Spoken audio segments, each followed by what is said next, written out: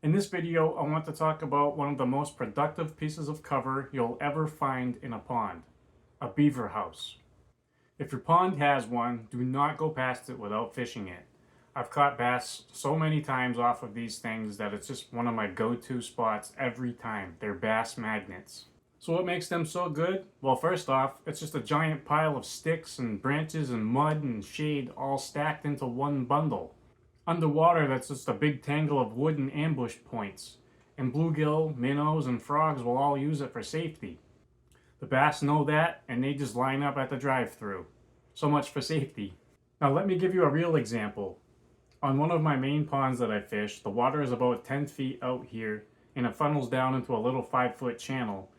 And that opens up into a shallower 3 to 4 foot zone that wraps around a big island. The beaver hut sits right here in this pinch point. And there's even a fallen tree running right up to it underwater. So with this, you've got deep water nearby, a funnel for bass to travel, shade and cover, wood, which even warms a bit when the sun hits it, and bait stacking right into it. Now that's every puzzle piece you need for pond bass. Food, cover, and a place to ambush. Now the way I fish it, I always start on the outside edges, I cast all around it and slowly make my way in. And this past summer, I was with my dad out on a different pond than the one I had drawn on the screen here. And this one has a beaver hut in a very similar scenario. It's on the back side of an island in a narrow strip of shallow water. And where the hut sits, it's about to turn into some deeper water.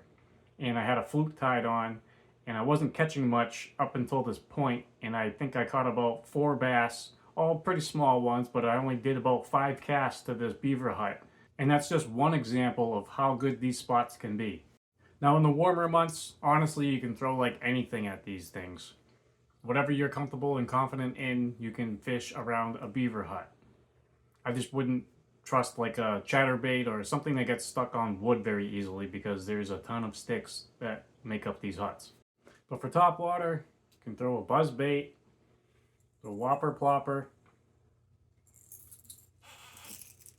and a walking bait. All those work phenomenally well when you're on the outside edges of these beaver huts. For moving baits, I throw a jig. I fish mine fast, so I always keep those in the moving bait category. A small swim bait, a larger swim bait. This is a 6-inch version.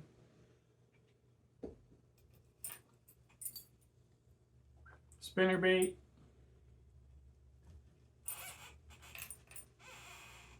the Fluke, and a swim jig. They all work awesome.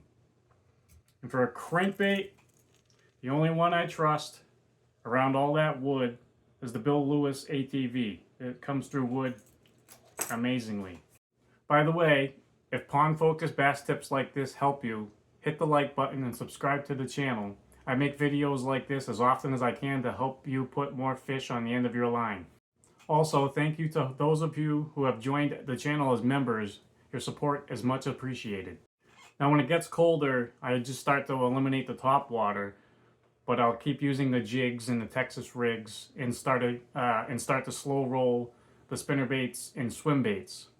Now this is a good time to creep your bigger swim baits by these areas because a big bass loves a bigger meal just creeping along that it doesn't have to spend a whole lot of energy to go and eat.